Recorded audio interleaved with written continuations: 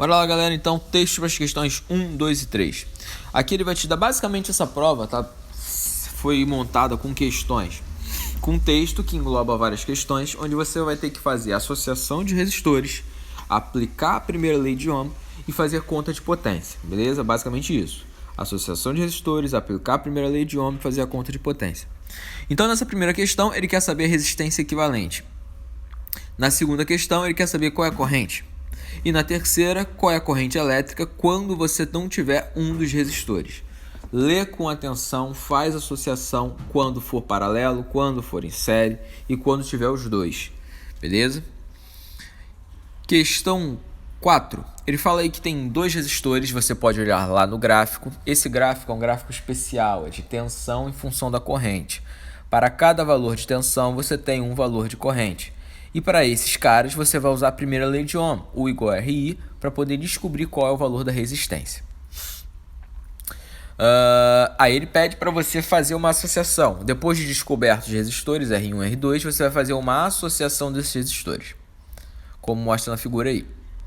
5. Ele te dá esse circuito e pede para você descobrir a resistência equivalente. Ou seja, você vai ter que fazer aquela história dos pontos. Se não há obstáculo, os pontos se repetem, assim por diante. Beleza? Para associar esses caras, vai ter que identificar se é em série ou paralelo e assim por diante, para concluir a questão. Texto para a questão 6, 7 e 8. Ele te dá aí 3 lâmpadas, lâmpada 1, 2 e 3, com suas características. Para que serve a potência e a tensão fornecidas? Para você calcular a resistência do circuito.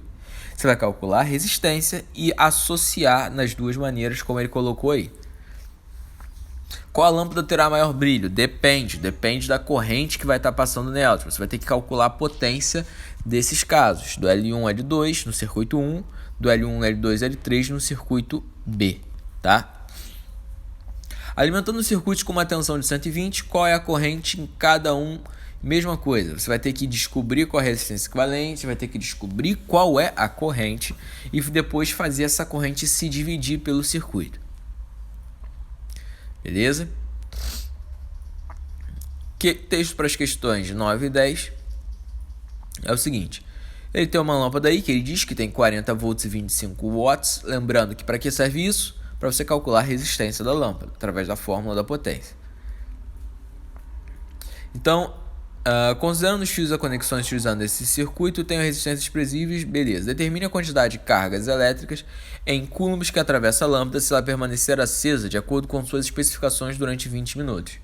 Então, você vai ter que utilizar aí aquela formulinha que nós já conhecemos, do igual a RI, né?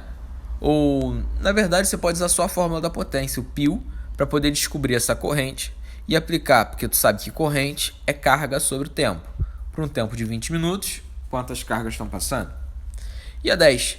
Indique o número máximo de resistores iguais de 320 ohms cada um, que podem ser ligados em paralelos entre A e B, sem que a lâmpada queime. Então, você vai ter que considerar que a lâmpada vai ter que ter uma tensão de 40 volts. Ou seja, se a fonte de tensão que alimenta o circuito tem 100, você vai dizer que todo o resto do circuito vai ter que ficar com 60.